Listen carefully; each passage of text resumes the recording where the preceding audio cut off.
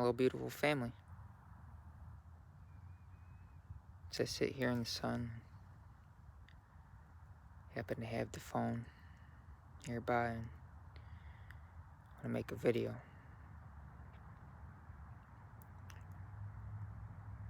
It's not a personal video.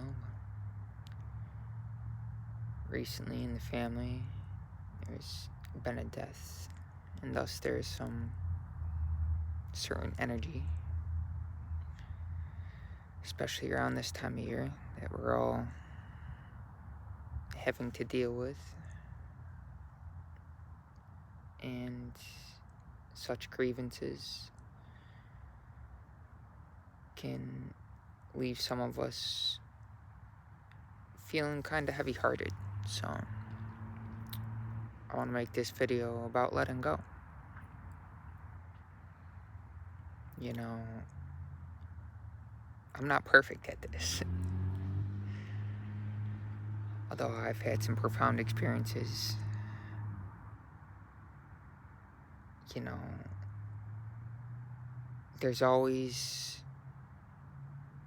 more to let go. There's always room for inner growth.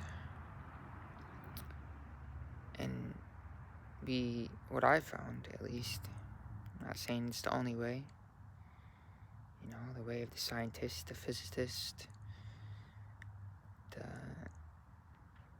mystic,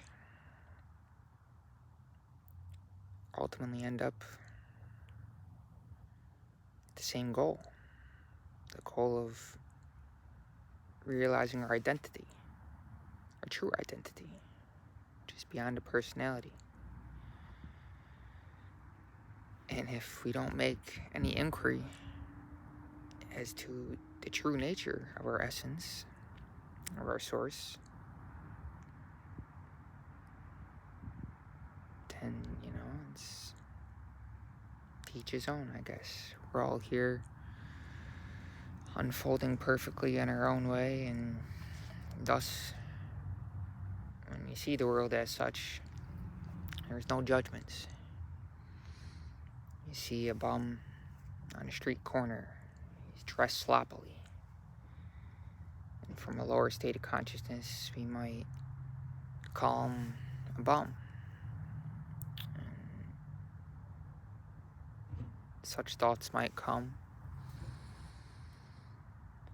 like, we should avoid him, or he might be dangerous.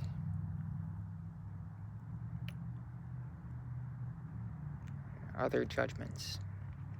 But from a higher state of consciousness, when we've transcended that negativity, the energy that can accumulate in the lower chakras, the lower regions of the spine, like such times in the family now where we're grieving.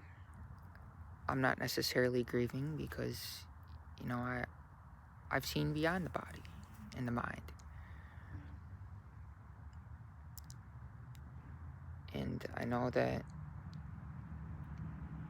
you know, this earthly experience is temporary.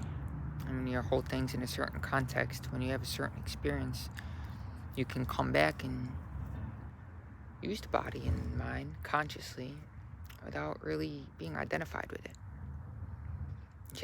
You can navigate the world and really feel like really connected with it. Like, my body is not separate. It's not my body. It's no more interesting than any other body in the room. And thus, for that sense of oneness, we hold things in a different context. We don't take death serious. But for one who hasn't had such an experience, to try to communicate that to them can be difficult. It can be communicated, but really the communication happens beyond words. It's more of an energetic phenomenon.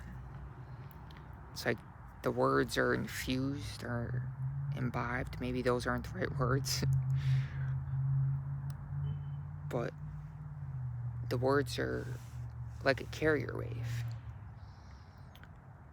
and they facilitate the comprehension of the listener.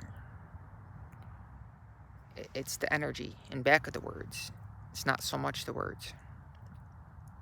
And we understand that everything is an exchange of energy. Again, we'll see things differently. The scientist understands, hey, energy can't be created nor destroyed. And the mystic has perceived their essence. And perceived isn't even the right word, because it's beyond mind. And it's beyond time. We only experience time if we're identified with the mind, right? So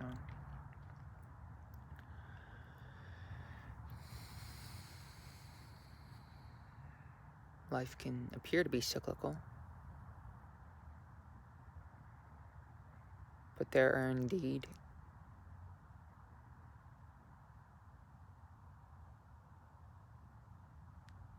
spaces of consciousness. Space might not even be the right word again.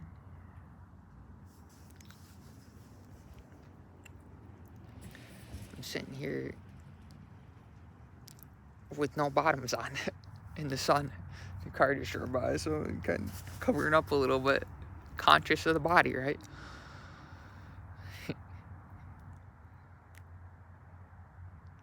Although experientially it happened autonomously.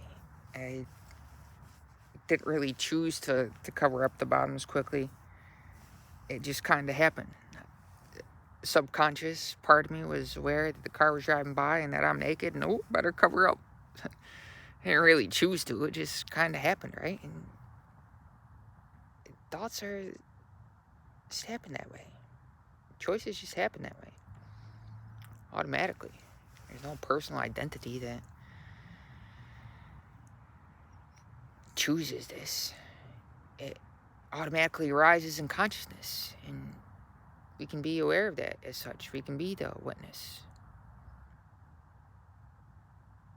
Whether it be thoughts or feelings or emotions, which are all interconnected, right? Can't separate them. Can't separate the body, the mind, emotions, and the spirit.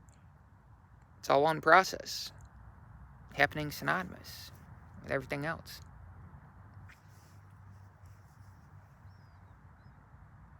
You can witness that sense of oneness always. Presence is always with us. We might associate certain things on the outside with certain experiences. Oh, I do this and I feel like this. But we don't want to think that what's outside of us is the cause of our inner experience, what we witness within. Although part of us might mentally associate a certain experience with an outside circumstance, an occurrence. It's simply getting out in the sun,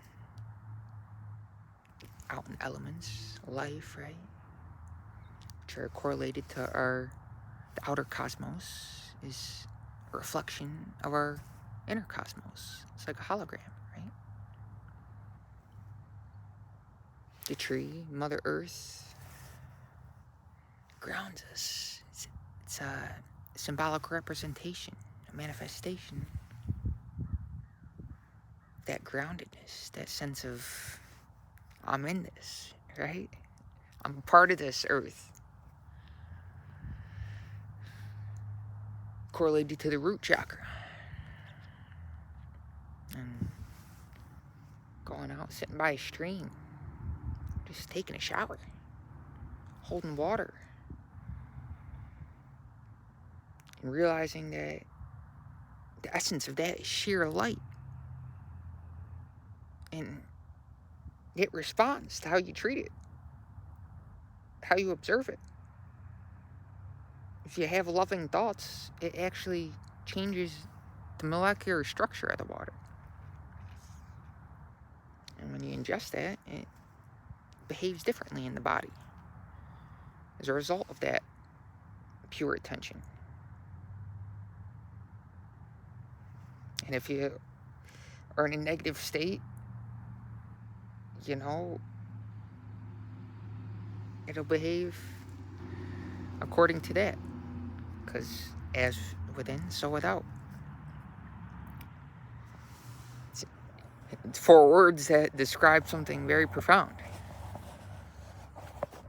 I don't have to stand with me. I'm trying to hold the phone.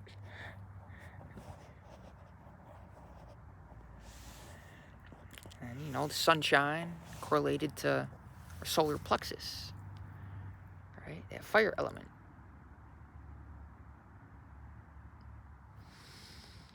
Breathe in the fresh air.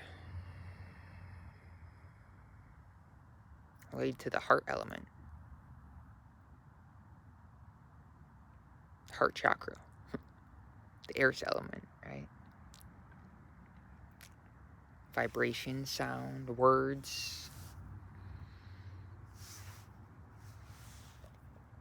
Throat chakra, right? And that sense of oneness and lucidity, seeing the world clearly.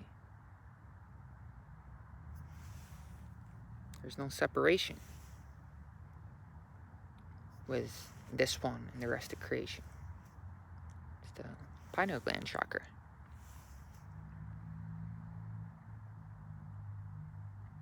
And then, there's chakras outside of the physical form, the physical structure. And when our energy or essence within touches those dimensions, we, sometimes leave the body and don't come back.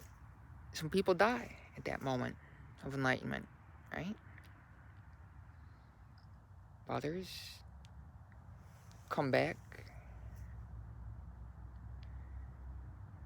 Maybe there's memory that there's still some things yet to be done in the world.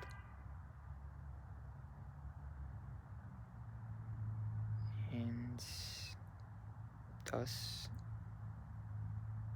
the energy returns to physical form to see those things through to completion.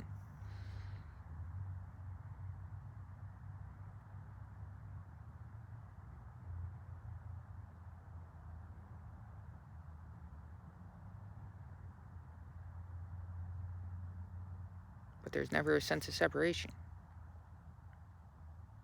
Even, you're working out. Some may work out and feel really identified with the body. I know I used to. Then others may work out and not even really experience the body at all, right? It's kind of just doing its thing. Runners experience this, for sure.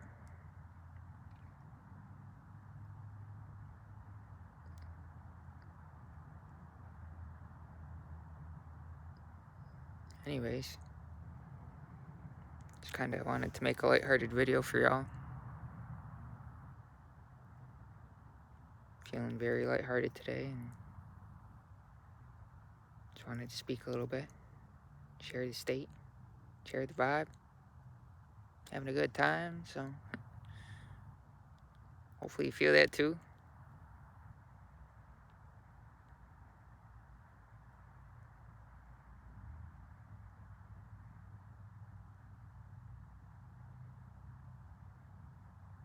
I'll leave it there. Take care. Have a happy and healthy holiday.